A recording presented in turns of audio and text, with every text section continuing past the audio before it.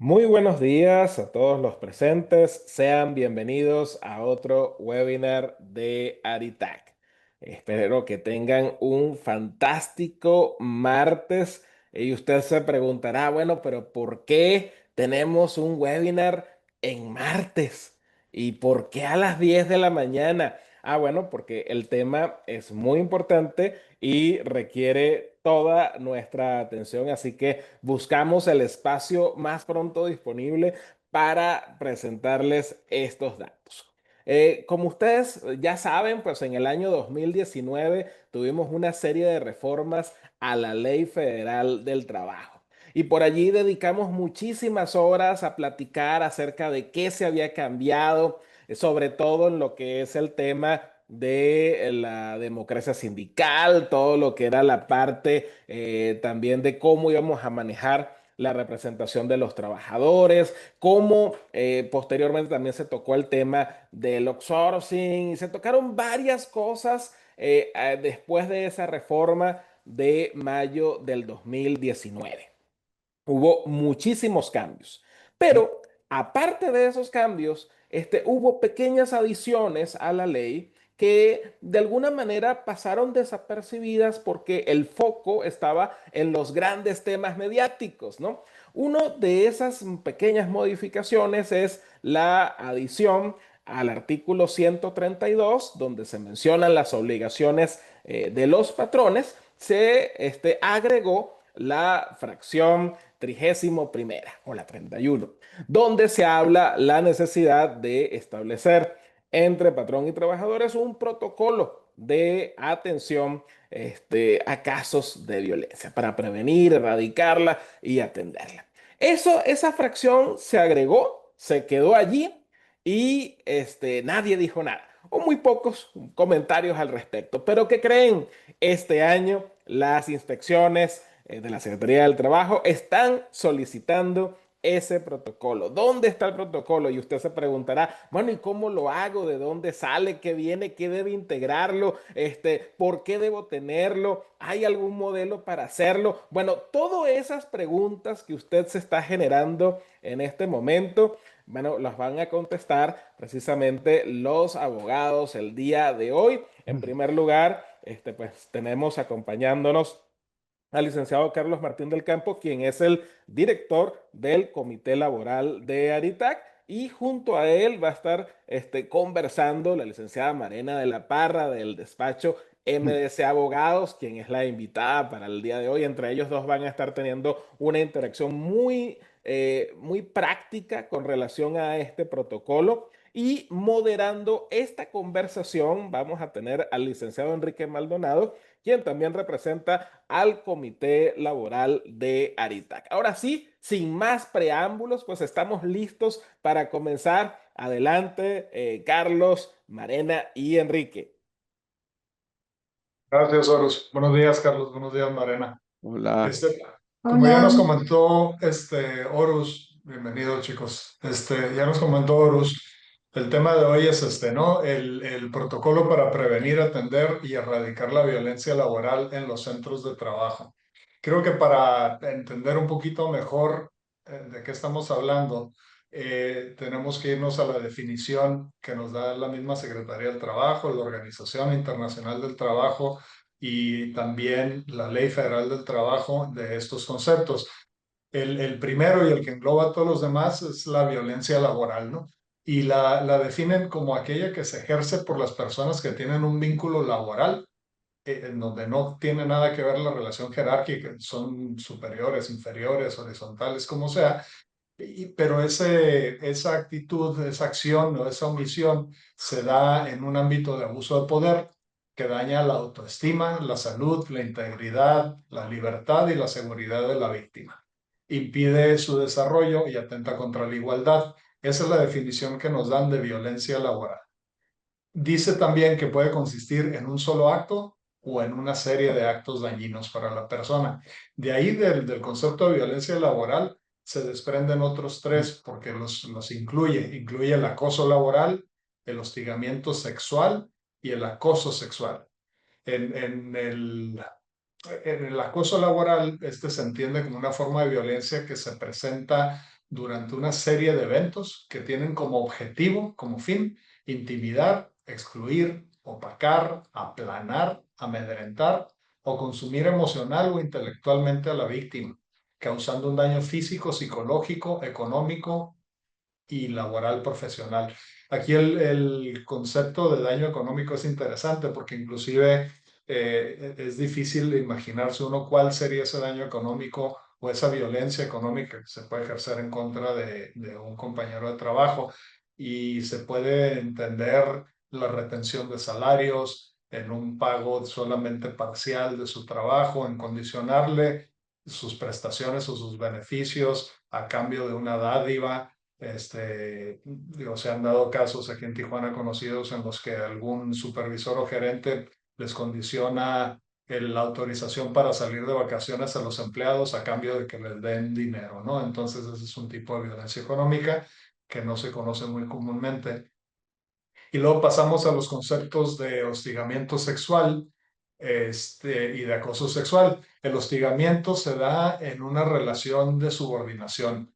Un superior jerárquico atenta contra una persona a través de actos que son lesivos y lascivos, a través de conductas verbales, físicas o de ambas. Y el acoso sexual es una forma de violencia que se da de manera horizontal. No hay subordinación, pero sí hay un ejercicio de poder del victimario sobre la víctima. Entonces, estos tres conceptos engloban la definición de violencia laboral, que es lo que pretende regular la Ley Federal del Trabajo en el artículo 132 a partir de 2019. ¿Y cómo lo hace? Imponiéndonos la obligación de establecer este protocolo para ver cómo las empresas o los patrones en general, cómo van a prevenir, atender y erradicar esa violencia en el lugar de trabajo. Este webinar pues, lo motiva la reciente experiencia de que los inspectores del trabajo en estas inspecciones, sobre todo las extraordinarias, se han estado enfocando, entre otros factores y entre otros puntos, precisamente en la revisión de diversos protocolos, y este es uno de ellos. Algunos inspectores entran en un análisis muy somero del documento, te preguntan, ¿lo traes? ¿Lo tienes? Sí, muy bien, palomeado. Y otros ya entran más a detalle, que es lo que nos van a platicar Carlos y Marena, ¿no? Es importante dar nada más como contexto la importancia que tiene el llevar a cabo, el tener al día este protocolo, porque como saben, pues derivado de una inspección se pueden tener algún tipo de sanciones económicas y como no está específicamente catalogado en la Ley Federal del Trabajo, te vas a la regla general que dice que cuando se violan ciertas normas de trabajo, pues puedes estar sujeto a una multa que va de 50 a 50,000 UMAS. 50 UMAS ahorita equivalen a 5,657 pesos y 50,000 UMAS equivale a 565,700 pesos. Y recordarles que estas sanciones son por cada persona afectada. Entonces, dando esa introducción, y ya entrando en materia, quería preguntarles a ustedes, a Carlos y Marena, ¿qué es lo que les ha tocado ver a ustedes en las inspecciones con sus clientes? ¿Qué es lo que han visto? ¿Cuál es la aproximación de los inspectores y con cuánto detalle están revisando el cumplimiento de esta obligación? Muchas gracias, Enrique, y buenos días a todos. Eh, Antes de contestar la pregunta, me gustaría nada más hacer la aclaración. Justo lo que mencionas, Enrique, es de lo que queremos hablar ahora, del tema de las inspecciones, cómo se están llevando a cabo las inspecciones en este contexto, en este tema, y también la utilidad práctica o cómo estamos viendo el aterrizaje práctico de de este tema del protocolo. ¿Por qué invitamos a Marena? Porque Marena acaba recientemente de ganar un juicio justamente relacionado con este tema, donde muy claramente, tanto a lo largo de la defensa como en la sentencia, se establece con mucha claridad la importancia del protocolo y el uso de todos los conceptos que se contienen en un protocolo de este tipo. En la presentación que estoy mostrando en este momento vienen los puntos más importantes y las obligaciones patronales más importantes de este tema derivados del protocolo, partiendo de la base que nos dio la Secretaría del Trabajo y Previsión Social, que ya se ha compartido en varios foros y en varios chats, con, insisto, las obligaciones de los patrones. El protocolo, en realidad, el que emitió la Secretaría del Trabajo es un modelo nada más, es una recomendación, no es un protocolo que su contenido sea obligatorio, no es un protocolo que tengamos nada más que imprimir y pegarle el nombre de la empresa e imprimirlo, sino que son lineamientos nada más que se tienen que adaptar a la realidad práctica de cada centro de trabajo para poder usarlo en el sitio, ¿no? Son varias, déjenme ver cómo se le mueve aquí. Sí se puede ver, sí están viendo la presentación, ¿verdad? Ahí está. Sí, sí, sí. Aquí tenemos los tipos de violencia que mencionabas al principio, Enrique, y, y los diferentes conceptos, ¿no? Entonces, esta presentación va a estar disponible para todos los participantes por conducto de la página de Aritac y vamos a o sea, insisto, dejarla disponible, ¿no? Entrando directamente al comentario que haces respecto a las inspecciones, también un poquito de preámbulo, las inspecciones de la Secretaría del Trabajo están a la orden del día y hay dos puntos que a mí me gustaría resaltar. En primer lugar, la Secretaría del Trabajo acaba de anunciar que va a hacer 43,000 inspecciones de condiciones de trabajo y de cualquier otro de los puntos que permite la Secretaría a lo largo y ancho del país. Lo que eso nos dice es que pues vamos a ver más inspecciones de las que ya hemos tenido. Y el otro punto que me gustaría que me gustaría mencionar es que la, cuando llega una inspección de la Secretaría del Trabajo, viene enfocada a cierta materia. Puede ser condiciones generales, puede ser PTU, puede ser capacitación y adiestramiento, puede ser seguridad de higiene, pero típicamente el alcance de la inspección excede. ¿Qué quiero decir con esto? Este protocolo se los pueden pedir en condiciones generales, se lo pueden pedir en capacitación y adiestramiento, tal vez en seguridad de higiene no, pero podrían, ¿no? La realidad es que los inspectores tienen facultades para eso y sería en mi opinión, una defensa, digamos, pobre responder a una inspección por ejemplo, de seguridad e higiene, donde nos piden el protocolo para la prevención de violencia laboral, diciendo que está fuera del alcance, ¿no? De la intención de la inspección. También recordar que cuando hay inspecciones pueden ser ordinarias, les va a llegar un citatorio para que el inspector vaya a cierta fecha y a cierta hora, y no solo eso, sino que les dejaría la lista de documentos o de lo que quiere revisar el día de la inspección, pero también hay extraordinarias que son en ese momento. El inspector llega a las 8 o 9 de la mañana y no se va de la planta hasta que revisa absolutamente todo el checklist que lleva. Y insisto, en cualquiera de los diferentes tipos de inspección que practica la Secretaría del Trabajo, les pueden pedir este, este protocolo. ¿Qué hemos visto hasta ahorita? La Secretaría del Trabajo pide diferentes puntos alrededor del protocolo. No solo la existencia del protocolo, sino cómo está creado, cómo se seleccionaron a los trabajadores que participan en la creación y todo el tema de implementación.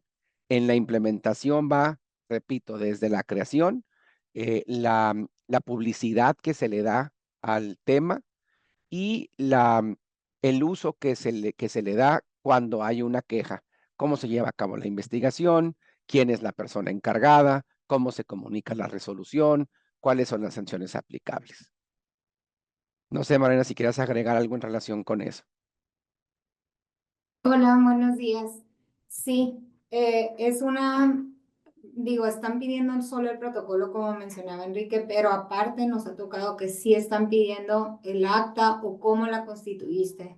En la recomendación que tiene la Secretaría del Trabajo habla del Comité de Atención de Seguimiento. Entonces, nuestras recomendaciones han sido, hay que tener ese comité, hay que elegir como lo recomienda la Secretaría o internamente como lo han estado manejando con un acta de elección. Lo diferente a todas las demás comisiones que tal vez se tienen internamente es que habla de unas posiciones en específico, de un coordinador, de un secretario y de representantes que sean equitativos. Entonces, sí pide un poquito más la recomendación de la Secretaría del Trabajo y entendemos que la inspección es la expectativa que realmente hay unos inspectores que están teniendo, ¿no? Y el protocolo también una opción que nosotros hemos dado, como no es obligación este comité como tal, es agregarlo al reglamento interior de trabajo. Y al tenerlo registrado, pues ya tienes la forma en que avalas que fue elaborado y aceptado por trabajadores que fueron los que firmaron el reglamento interior de trabajo. Entonces cumples de alguna forma lo que tiene la expectativa el inspector o la secretaría en general, ¿no? Si vienes algunas novedades, ahí por ejemplo también introduce la figura de la persona consejera. Y la persona consejera se refiere a otro compañero de trabajo previamente designado que va a acompañar a las víctimas o las presuntas víctimas de violencia laboral en todo este proceso, ¿no? Eso como figura separada del comité de atención y seguimiento del que hablaba Marena. Ahora, también en relación con lo que decían ahorita sobre cómo se llevan a cabo las inspecciones, hay que recordar también que los inspectores tienen la facultad de interrogar, de entrevistar, le llaman a los trabajadores, a un número indeterminado de trabajadores, salen al piso de trabajo, seleccionan a un grupo de personas al azar y los entrevistan en privado. De ahí puede surgir o ellos pueden inducir más que nada la respuesta para saber si existe o no existe un protocolo. Oye, ¿tú conoces el protocolo en contra de la violencia laboral? No. Y ya desde, ¿cómo que no? No, pues nunca me dijeron. Y puede ser que realmente la empresa no tenga el protocolo o no lo haya publicado, o que simplemente ese trabajador o estaba distraído o nunca se enteró, pero ¿qué sugieren ustedes en relación con la publicidad que le debe de dar la empresa o las formas de darle publicidad a la existencia de este protocolo? Fíjate que Enrique, yo creo que tocas un punto bien importante. El tema de la publicidad, la empresa puede tener un protocolo muy bien escrito, que haga mucho sentido, que se entienda perfectamente bien. Pero si los trabajadores no lo conocen, entonces no sirve de nada. No se cumple el objetivo que busca la ley y que busca la Secretaría del Trabajo en términos de la implementación como tal. Eh, Decía Oros al principio, se agregó la cláusula y nadie le hizo caso. No es un tema que en la redacción de la ley imponga obligaciones específicas a las empresas, pero al mismo tiempo es un problema real en las empresas. Hay una estadística de la Organización Internacional del Trabajo que dice que el 76% de los casos de acoso y hostigamiento laboral no se reportan. La gente, la gente se queda con los problemas. Los trabajadores no levantan la mano por miedo a perder su trabajo, por miedo al ridículo, por miedo a que no les crean, pero sobre todo por la idea de que el patrón no va a hacer nada al respecto. Muchas veces los temas de acoso y hostigamiento se dan desde un superior jerárquico hacia un subordinado. También se da al revés, ¿no? Pero lo más típico es del superior jerárquico hacia el subordinado.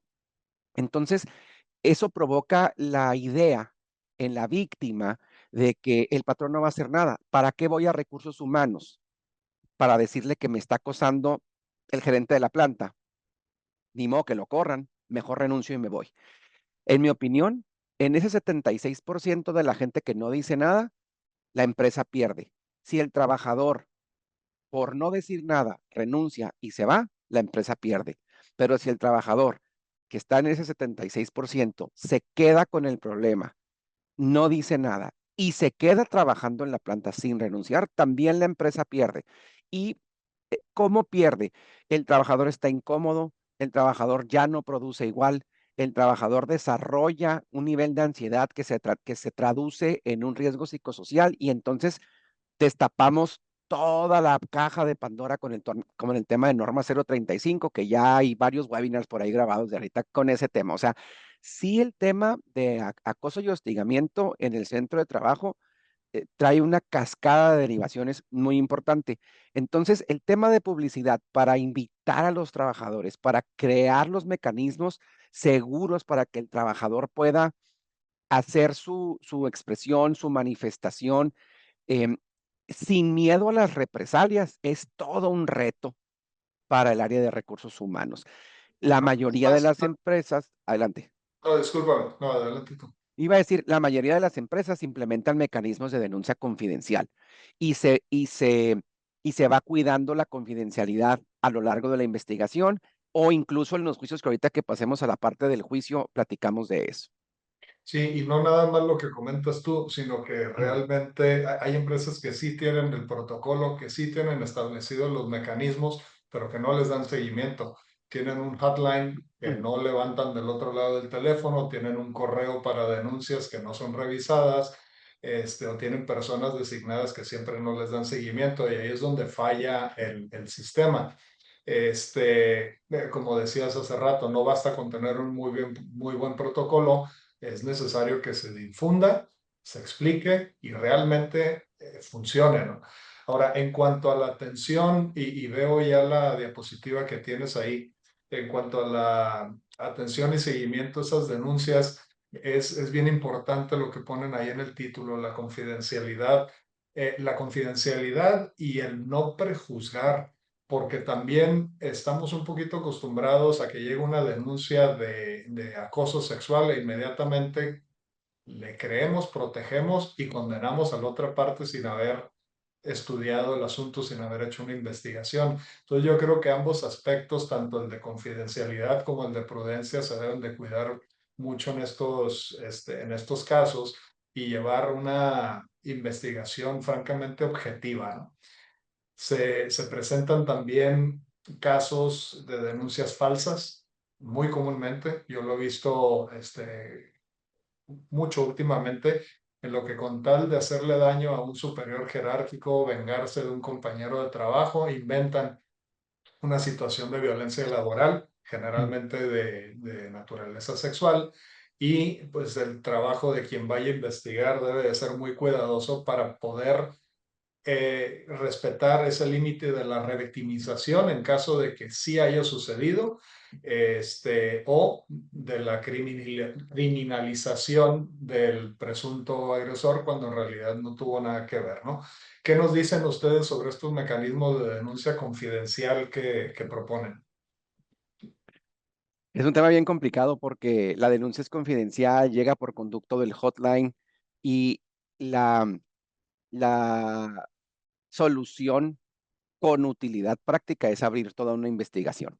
Estoy de acuerdo que la parte del mecanismo por conducto del hotline, speak up, línea de ética, teléfono rojo, como cualquier persona le quiera llamar, em, funciona e invita a los trabajadores a que sea de lo más confidencial posible, anónimo, y se establece incluso un mecanismo de una comunicación en forma anónima con el denunciante, pero para efecto de poder identificar acciones correctivas o acciones de protección incluso de la víctima o posibles víctimas, es complicado porque se tiene que ir empezando a armar un rompecabezas con pedacitos muy chiquitos de información, a veces con una redacción difícil de entender, complicado, ¿no? Y luego viene un tema importante que también lo vamos a tocar ahorita que hablemos del juicio, que el tema de acoso y hostigamiento típicamente provoca un estrés postraumático. Entonces, cuando la persona denuncia, a veces ya pasó mucho tiempo y en el transcurso del tiempo se van perdiendo detalles que son importantes o podrían ser importantes para una investigación. Ok, dentro de esos detalles, digo, supongo que tenemos la entrevista con testigos también de manera confidencial. y la importancia de asegurarnos de que esos testigos van a querer colaborar en el caso de un juicio, ¿no? Tener todo documentado, de preferencia por escrito, si se puede videograbado, pues a todo dar, obviamente con el consentimiento de las personas involucradas. Y finalmente eso nos va a llevar a un punto de una toma de decisión por parte de la empresa. ¿Qué voy a hacer con la víctima y qué voy a hacer con el victimario? Ahí es donde si los elementos se reúnen, pues, y teniendo todas las pruebas necesarias para respaldarlo, vamos a terminar aconsejándoles o guiándolos para hacer una rescisión efectiva de la relación de trabajo, lo que nos lleva al juicio que defendió Mariana recientemente, ¿no? Correcto. Un asunto de rescisión en el que la persona se dice injustamente despedida y que tiene un resultado favorable para la empresa. Pero a ver si nos platicas, Mariana, qué fue lo que trascendió en ese asunto, cómo lo documentaste, cómo diste el seguimiento en el juicio y cuál fue el resultado. Perdón, Enrique, hay una pregunta en relación con el tema de publicidad. La persona está preguntando que está explicando que le dan un curso, en la inducción viene la información al respecto, que si cada cuánto se recomienda el seguimiento o el refresh. Eh, de ahí nomás quiero hacer un comentario antes de entrar a lo del juicio. Eh, en Estados Unidos, en estados como en California, por ejemplo, es obligatorio cada 2 años. Hay empresas que lo hacen cada año y hay empresas que lo repiten cada vez que sea necesario. O sea, cuando se da un evento, entrenan a todo el mundo otra vez. Entonces, sí es importante tener a la mano ese entrenamiento y no dejarlo solamente en la etapa de la inducción, porque cuando se deja solamente en la etapa de la inducción, muy pronto el trabajador lo olvida, muy pronto el trabajador en el momento de la inducción tiene información de eso, de seguridad, de procedimientos, de muchas cosas y se pasa de noche esta información. Perdón, ahora sí, Mariana. No, y ese tema cobra relevancia en un juicio porque parte de tu investigación les haces esas preguntas, recibiste algún entrenamiento, tenías conocimiento de que esta acción no estaba permitida y a veces nos ha pasado que dicen, no, pues yo no recibí entrenamiento y como dice Carlos, en inducción reciben muchísimos entrenamientos, entonces a veces ni saben el nombre, el título o algo y pues también buscan su justificación, ¿no? A mí no me dijeron que no lo podía hacer o para mí es algo normal utilizar esta palabra o dirigirme así a la persona. Entonces, el que la empresa tenga ese sustento de sí le di entrenamiento y no fue en inducción, fue cada año o cada ciertos meses o tuvo un incidente antes, tal vez no de tal gravedad para la rescisión, pero de ahí lo fortalecimos con una nueva entrenamiento, pues ayuda muchísimo, ¿no? Para tener un caso exitoso en juicio si llega a suceder algo más relevante. Entonces sí, yo haría el refresh cada vez que pueda. Sí, y acuérdense, que no nada más basta con darles el refresh, darles el curso, darles la inducción.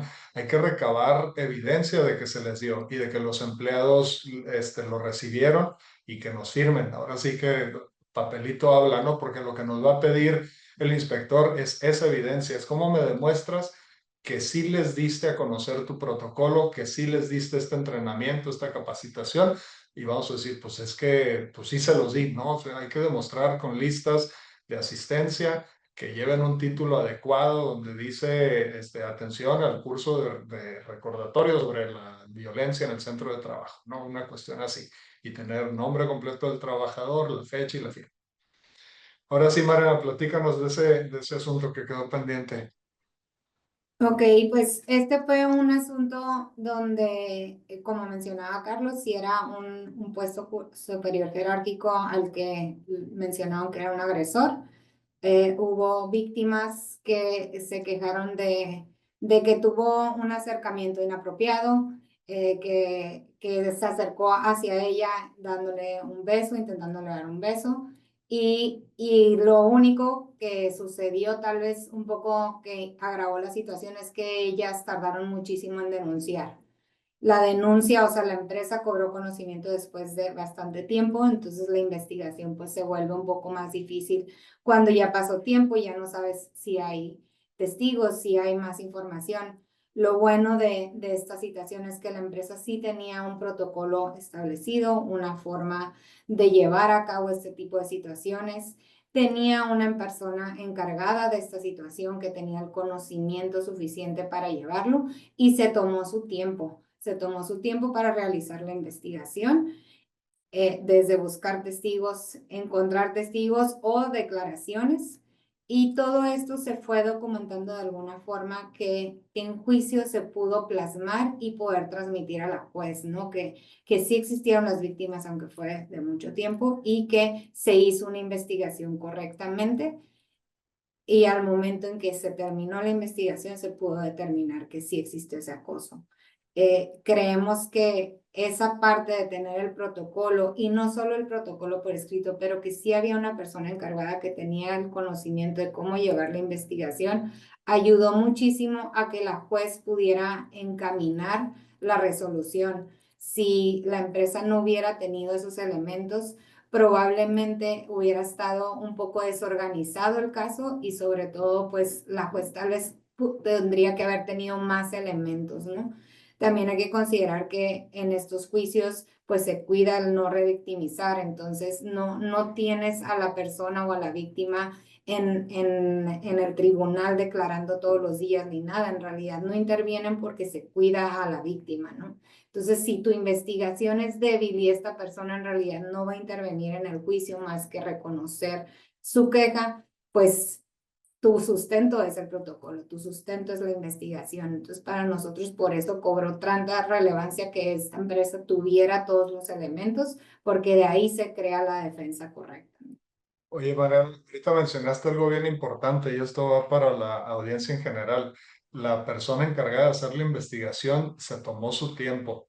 Es importantísimo que nos quede claro que para ejercer una acción disciplinaria en contra de un trabajador, tenemos 30 días a partir de la fecha en la que la empresa tiene conocimiento del hecho. Entonces, no hay necesidad de apresurarnos y me lo corres ahorita mismo, que se vaya, no lo quiero ver aquí porque es un acosador sexual.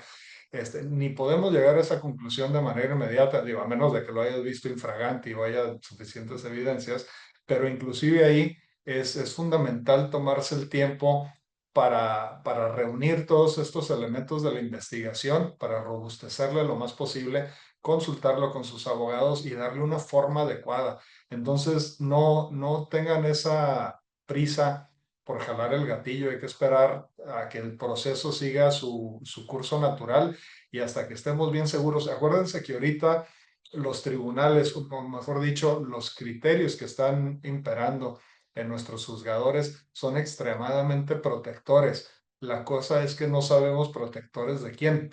Generalmente es de quien es la aparente víctima, pero los encargados de ofrecer, de allegarle las pruebas necesarias para decirle al juez quién tiene la razón y quién no, nos corresponde a nosotros y principalmente ustedes como empresa. Ustedes deben de reunir todas las pruebas, hacérnoslas llegar a los abogados, nosotros les damos la forma adecuada y se las ofrecemos al juez. Y después llevamos a cabo este desahogo de pruebas donde vamos a tratar de dejar demostrado la versión de la empresa. ¿Cuáles fueron esos elementos, Mariana, de los que tú te llegaste o que ofreciste como prueba en ese juicio para ayudar a tu caso? Bueno, antes, un poquito antes también, en esos 30 días lo que yo recomendaría y tiene que existir es la declaración del agresor, ¿no? O del supuesto agresor. Tiene que existir o por escrito o la entrevista, lo que sea, y este también es un elemento que se usa, ¿no? Nosotros recomendamos normalmente la relación de hechos, pero cualquier documento o declaración donde él tuvo su derecho de ser escuchado es indispensable, ¿no? Para cumplir con la ley y sobre todo porque también ayuda a construir el juicio, ¿no? Después nos ayuda si se contradice, a usarlo en una confesional, que esa fue una de las pruebas que se utilizó. Antes me contaste esto o antes aceptaste esto y ahora me estás cambiando tu versión, ¿no? Y a los jueces sí les llama la atención esas situaciones, sí les llama la atención de que se contradigan los trabajadores o que no cuadre su información como lo había dicho y pues ayuda, ¿no? Como en beneficio de la empresa, ¿no? También hubo testigos, lo único, los testigos eran más bien para abonar al cumplimiento por parte de la empresa, no para las situaciones en específico, porque no había testigos de los hechos reportados. Hubo una declaración de las víctimas, esa declaración ellas pusieron todo lo que había sucedido o por qué se habían sentido vulnerables o acosadas por esta persona. Y se ofreció en su momento la ratificación de ese documento y hasta una declaración. Lo único que sucedió en este caso en específico fue que no se aceptó más que la ratificación y solo fue a puerta cerrada y no pudo involucrarse en nadie, o sea, intervenir nadie. Los abogados no podían realizar preguntas sobre solo la juez, perdón, y esto fue para cuidarlas a ellas. En la sentencia, hasta la juez hace mención de eso, ¿no? De lo evitamos el revictimizar y solo creando ese indicio o que entendíamos que sucedió un acoso es suficiente para acreditarse la causal de rescisión. Entonces, más bien fue eso y la declaración del investigador, de la persona que aquí le llamamos consejero, él fue una clave muy importante en el juicio porque con eso demostró la empresa este cumplimiento del protocolo. Y las audiencias, como muchos saben, son públicas, salvo en los casos en los que que se exige este tipo de discreción, ¿no? Cuando se trata de evitar la revictimización, el juez puede ordenar que se lleve a puerta cerrada. Y este principio de inmediación que impera ahora en los juicios actuales, en los que el juez está presente y está intercambiando impresiones y está realmente interactuando con las partes, inclusive con los abogados, da un giro muy distinto al que estábamos acostumbrados en las juntas de conciliación. Hay mucha más sensibilidad y pueden percibir de varias maneras si la persona está diciendo la verdad o no. Y ahí es donde cobran mucha relevancia los testigos. Por eso les comentaba hace rato que es importante allegarse del testimonio de las personas que presenciaron el acto, que nos lo pongan por escrito y que nos manifiesten también si están de acuerdo o no de después rendir su testimonio ante un juez, porque no siempre se van a llevar a puerta cerrada. Entonces, si en el caso de que llevó Marena, la jueza hubiera decidido que la audiencia se iba a llevar a cabo de manera pública, seguramente los testigos iban a tener que ir a deponer, a ratificar su escrito por lo menos, o a rendir su testimonio de viva voz. Es muy común que los testigos digan, pues sí, yo vi, todo esto fue lo que sucedió, pero yo no me voy a meter en broncas y yo no voy a ir al juzgado, ¿no? Yo no me voy a presentar ahí. ¿Qué recomendación tienen, Carlos, en relación con ese tipo de situaciones donde sabemos que hay testigos, sí nos dan un testimonio por escrito, pero se rehúsan a presentarse? Te pregunto a ti, Marena, ¿tienes alguna recomendación esa en relación con los testigos que sí estuvieron, sí rinden testimonio, pero no se quieren involucrar? Creo que es algo que sufrimos siempre, ¿no? En todos los juicios. Cuando suceden los hechos, creo que las personas se sienten pues ofendidas o tienen la empatía de declarar, ¿no? Por escrito, pero el hecho de que ya les digas tienes que ir a otro lugar y va a haber estas personas, como que sí les hace ese impacto. Regularmente, por experiencia, lo que nosotros le decimos a las empresas, recaba los más testigos que tengas o más personas que puedan declarar, porque sabemos que de ahí va a haber varios que eventualmente no van a querer o también que renuncian, ¿no? Que pasa los meses y ya no están cuando les toca ir a tribunal. Y por otra parte, siempre les pedimos a las empresas que los hagan conscientes de lo que están haciendo, ¿no? El apoyo que están dando a la persona que fue víctima, o sea, el involucrarlos, el que va a hacer y no que nunca va a haber alguna afectación hacia ellos, a veces resulta favorable, ¿no? Que dicen, ok, ya entendí, sí me animo, ¿no? O sea, no va a haber repercusión en contra mía, que creo que es cuando tienen más miedo, ¿no? Los testigos de querer participar. Y tienen que ser testigos auténticos, ¿no? Desde ahí partir, no que medio vi o medio me enteré, no. Tienes que serlo porque si no, pues está difícil hacer una declaración como tal, ¿no? ¿Ahí me escuchan? Sí. Hemos tenido juicios, justo en este juicio que hemos venido comentando, hubo gente que ya no trabajaba en la empresa, que se había cambiado de ciudad y que estuvieron de acuerdo en viajar a la ciudad donde se estaba llevando el juicio bajo su propia cuenta con la intención de declarar. Entonces, sí, cuando tenemos una lista de pruebas, y regresándome un poquito a tu pregunta, Enrique, respecto al tipo de pruebas, ofrecimos las pruebas clásicas, documentos, las declaraciones por escrito, confesional, testimonial, pero se fueron desahogando todas y cada una sin que tuviéramos que prescindir de alguna, vaya, a pesar de los diferentes retos que cada una de las pruebas representaban. Ahora, creo que vale la pena resaltar en este asunto del que estamos compartiendo, en mi opinión, surgió un tema de defensas no válidas para el agresor, ¿no? El trabajador fue despedido por lo que hizo e incluso en su defensa y en la confesional, sus argumentos eran no válidos, o sea, sus argumentos fueron, siempre nos llevamos así, yo no hice nada mal, eh, una de las pruebas que se ofreció eran unas conversaciones por el sistema de mensajería interna de la compañía y las reconoció en el juicio con cierto nivel de tranquilidad, diciendo, sí, yo escribí eso, pero ¿qué tiene de malo? ¿No? ¿Qué tiene de malo que use esas palabras inapropiadas? ¿Qué tiene de malo o sea, no puedo repetir la conversación por temas de confidencialidad, pero era impresionante cómo en el desarrollo de la audiencia el señor decía, sí, sí le dije, sí me acerqué, sí, pero es que yo así me llevo con ella, ¿no? Yo así lo hice durante X veces y nunca se quejó.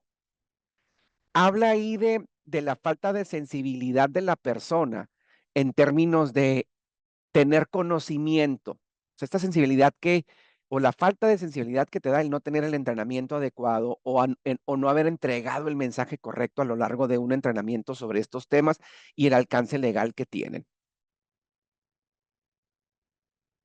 De acuerdo. Oye, me voy a regresar un poquito al tema del protocolo, porque hace rato nos preguntaron que cuál es el perfil que debe de reunir la persona consejera. Le contesté a quien hizo la pregunta que lo iba a contestar así en público porque supongo que es de interés de todos. En la guía que aparece publicada por parte de la Secretaría del Trabajo, viene una sección donde habla de los actores estratégicos para la implementación del protocolo y sobre la persona consejera pone que debe de ser una persona con conocimiento y o capacitación en temas de igualdad, no discriminación y atención de casos de violencia, que utilice comunicación asertiva y escuche de forma activa, que genere confianza con las personas trabajadoras y respete las expresiones de sentimientos y emociones de las mismas, actuando con empatía, que conozca y aplique los principios rectores del protocolo, que se conduzca con humanidad y respeto hacia la dignidad de los demás y que no tenga antecedentes de haber realizado actos discriminatorios hacia personas de su entorno laboral.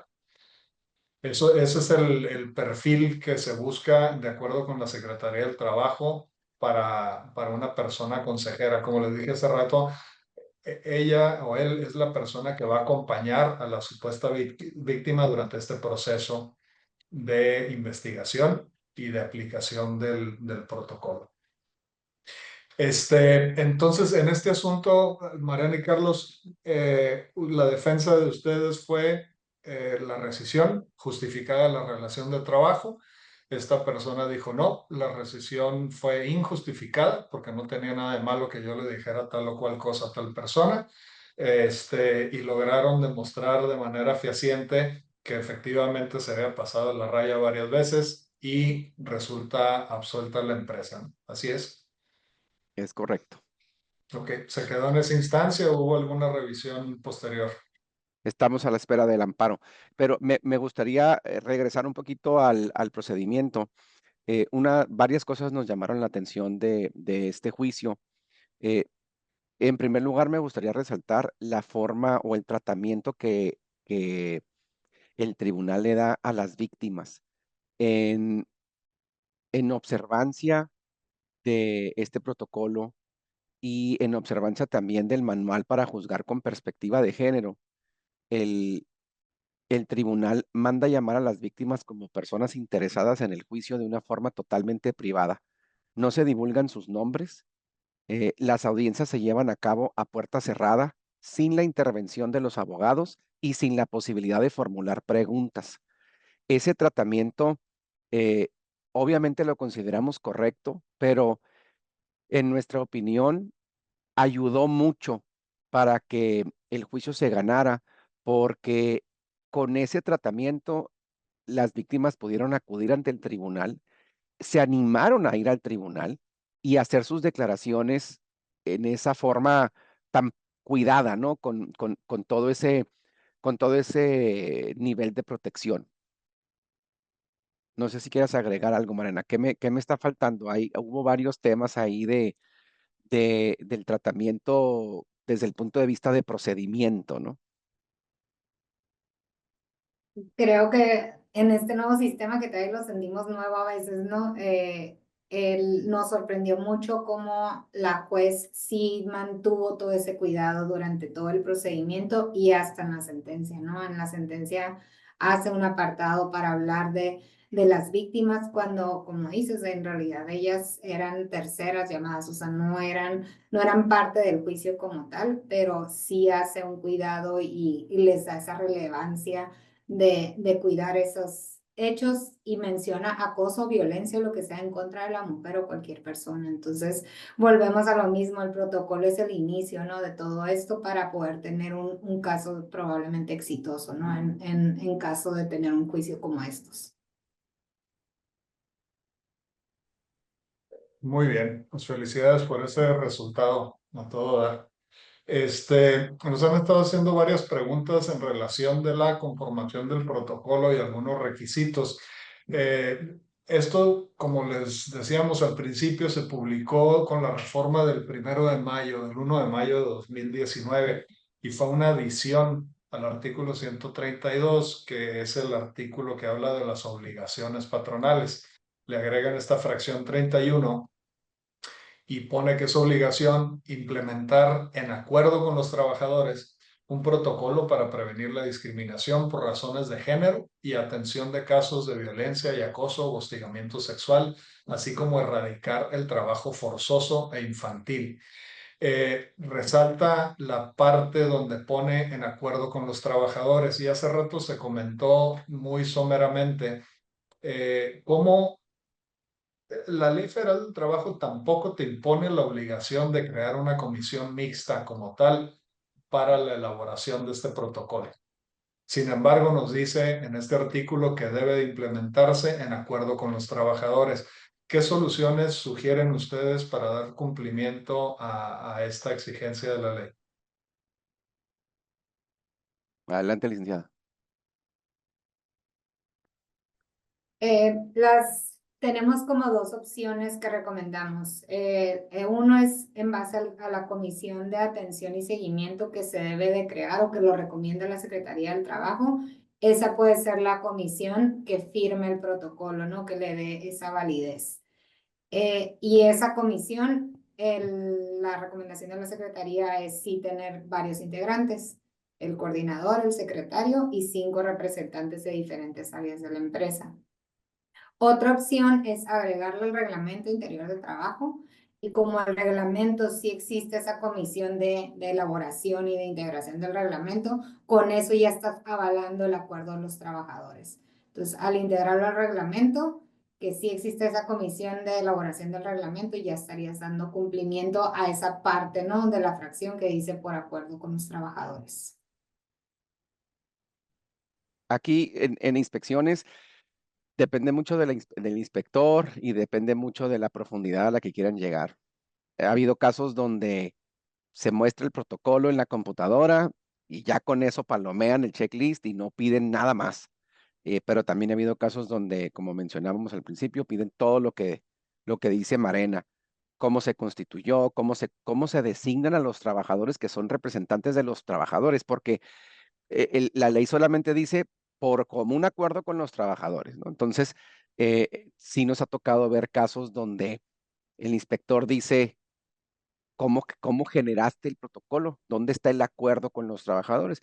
De ahí la recomendación práctica de incorporar este protocolo al reglamento interior de trabajo que tiene toda la regulación de la comisión mixta, cómo seleccionar los trabajadores, el registro del reglamento interior de trabajo ante el Centro de Conciliación y Registro Laboral. Entonces le da toda la formalidad que se requiere. Si llega una inspección y resulta que la empresa tiene el protocolo inserto en el reglamento interior de trabajo, entonces se sobreentiende que está creado con todo el proceso de creación del reglamento interior. Y a eso nada más tendríamos que agregarle la publicidad en particular a cada uno de los empleados, ¿no? El tener la constancia de que cada uno de los empleados se enteró de su contenido. Entonces, si tienes la obligación de entregarle una copia del reglamento interior de trabajo y tienes tu acuse de recibo, ya cumpliste también con esta otra obligación. Claro, Pero si no claro, lo y es que integras, sí, sí, si no lo integraste, entonces hay que recabar un acuse separado donde reconoce que se le hizo saber el contenido del protocolo y listo, ¿no? correcto, el reglamento interior trae regulación para su creación, para su publicidad, impresión y entrega. Entonces, si ahí va el protocolo, pues entonces estamos cumpliendo con la obligación también. Sí, y han escuchado que he insistido yo mucho en recabar recibos y en el tema de los testigos. Se han vuelto pruebas fundamentales en los juicios, tanto los testigos como las actas administrativas y todos esos acuses de recibo de que le entregaste el reglamento interior, de que le entregaste copia de su contrato de trabajo, del protocolo tal, de cual, de todo. Desafortunadamente debemos de tener una prueba fehaciente de que sí se entregó. Vamos a pensar que no nos repercuta negativamente en un juicio, pero tal vez sí en una inspección, ¿no? Si no tenemos la manera de mostrar lo que busca el inspector es evidencias. Y muchos de ustedes son testigos de que hay veces que nos la ponen súper facilita. Demuéstrame que la empresa fomenta las actividades culturales. Y se está como, pues tenemos unas fotos de la fiesta de Navidad. Ah, con eso, palomeado. Eventos deportivos. Ah, pues hicimos un torneo de fútbol rápido y aquí está la fotografía. Suficiente, vámonos. Entonces hay veces que sí es bien sencillo, pero precisamente por esa facilidad hay veces que no nos damos el tiempo de documentarlo. Hay quienes les insistimos en que sí, sí lo documentan. Preguntan aquí, se me hace interesante leerlo para todo el mundo. De acuerdo a las denuncias recibidas con base en este protocolo, ¿la empresa tiene responsabilidad de denunciar penalmente o de dar acompañamiento a las víctimas para hacerlo? Carlos. No, no solo no hay responsabilidad, sino que en mi experiencia es mejor no hacerlo. Se puede sugerir a la víctima que vaya y ponga una denuncia. Hemos visto casos donde las víctimas lo hacen y no solo lo hacen, sino que logran cierto avance en la denuncia penal. Em, no es no es tan común, pero a veces la gente sí va y pone sus denuncias. Con el nuevo sistema de justicia penal, inmediatamente que la persona pone una denuncia penal, se gira una orden de restricción para que el posible agresor no se pueda acercar a la víctima a, no me acuerdo, creo que son 30 kilómetros a la redonda, algo así, o sea, no se pueden acercar. En el momento en el que ponen la denuncia, automáticamente sale la orden de restricción y se la deben de notificar al agresor. Entonces, sí tiene cierta utilidad de protección para la víctima. Pero cuando la empresa se involucra o la empresa, eh, digamos, patrocina a la víctima para que lo haga, entonces se empieza a generar obligaciones para la empresa o compromisos para la empresa que muchas veces se salen un poco de la mano, ¿no? Entonces, la verdad es que no es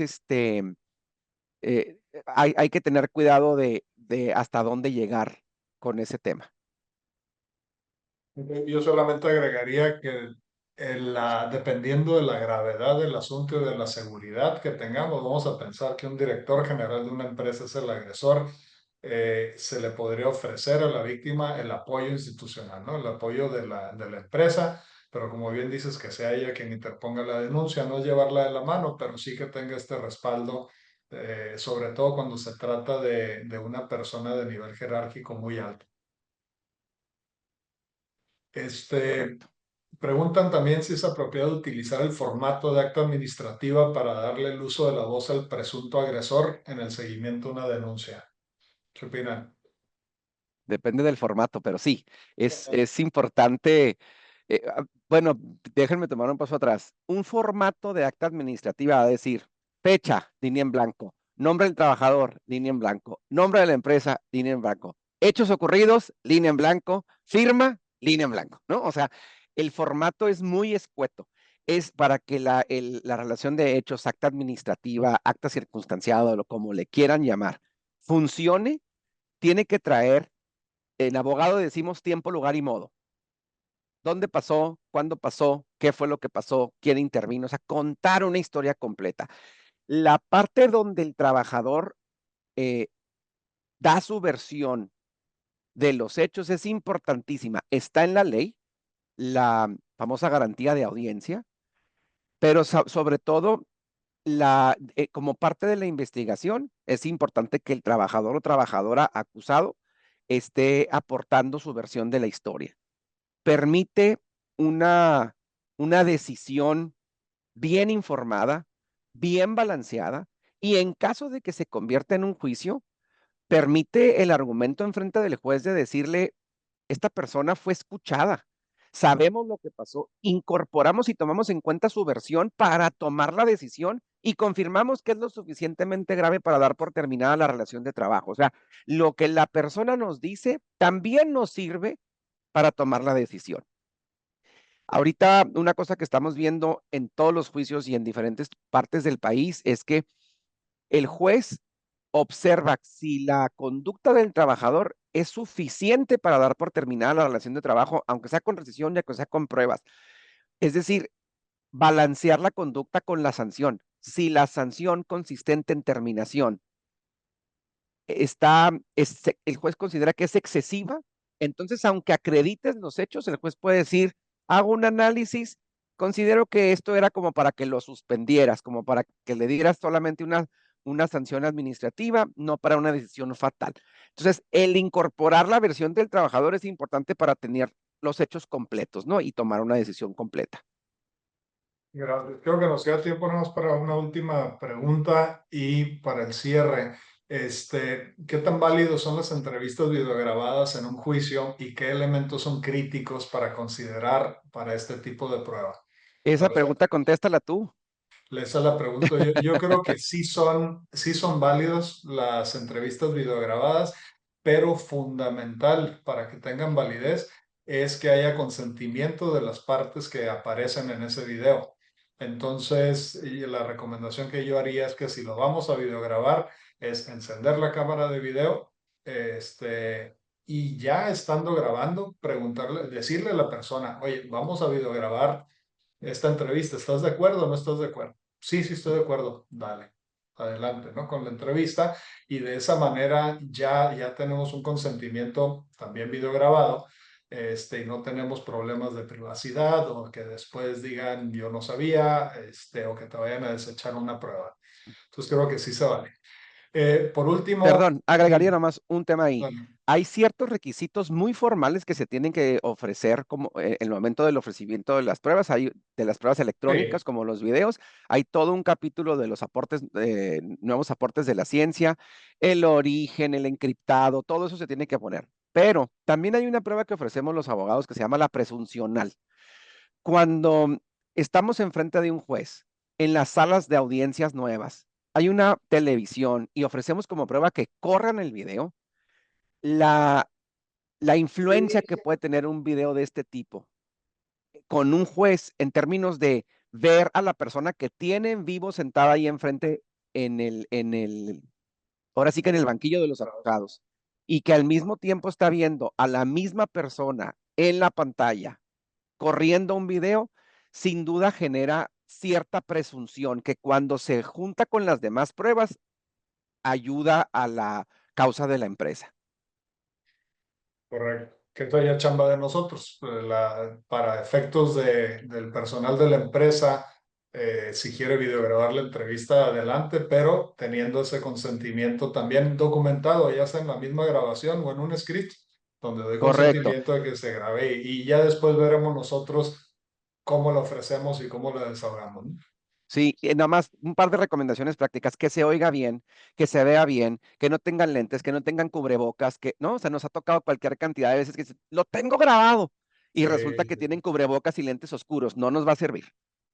sí, a medio kilómetro de distancia, ¿no? Exacto, pixeleado. Gracias, Carlos. Gracias, Carlos. Mariana, ¿alguna recomendación final en relación con el protocolo?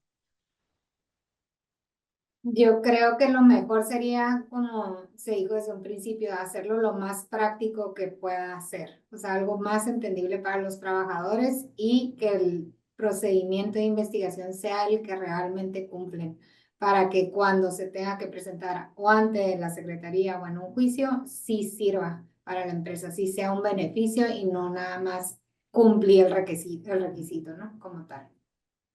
Sí, por mi parte le recomendaría en seguimiento a lo que dijo Marena, que realmente sea funcional, o sea, que tengan su protocolo y que sí haya alguien detrás del teléfono, detrás del correo, detrás del escritorio atendiendo esas denuncias y que realmente se les dé seguimiento y por supuesto lo que hemos insistido mucho el día de hoy, que quede debidamente documentado, que haya acuses de recibo de la existencia del protocolo, de la instrucción que se les dio y cuando se presente un caso, alguna denuncia, que haya constancia escrita también de la atención que se le dio. Por nuestra parte es todo. Muchísimas gracias. Quedan unas preguntas en el chat que ahorita vamos a intentar contestar por escrito. Y pues muchas gracias por haber venido. Oros, ¿algún cierre de tu parte? Muchísimas gracias a nuestros abogados, los miembros del Comité Laboral de Aritac, que tan amablemente pues, nos han apoyado con estos temas, estas consideraciones.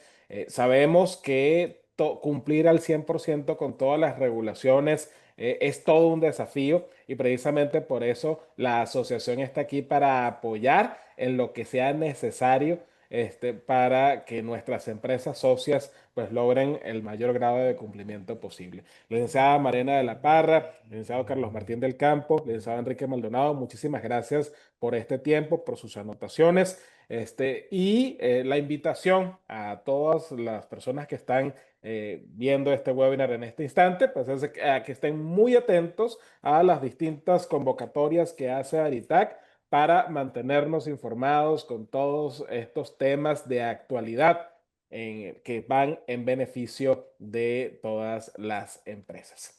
Los invitamos también a acercarse a Aritag, a los cursos que tenemos programados próximamente y a los demás eventos que tenemos para este año. Agradeciendo nuevamente su atención. Recuerden que la grabación de este webinar, si usted se está preguntando, oye, llegué tarde, lo agarré a la mitad, la grabación de este webinar pues va a estar en nuestro canal de YouTube a partir de la semana que viene y los miembros del Comité Laboral de Aritac nos van a compartir también la presentación que utilizaron para hacérsela llegar a las personas que se registraron en este webinar para que puedan tenerla allí a mano. Esperemos que tengan un fantástico martes, que sigan teniendo una excelente semana y en nombre de la Asociación de Recursos Humanos de la Industria en Tijuana, les deseamos su bienestar. Hasta luego. Gracias.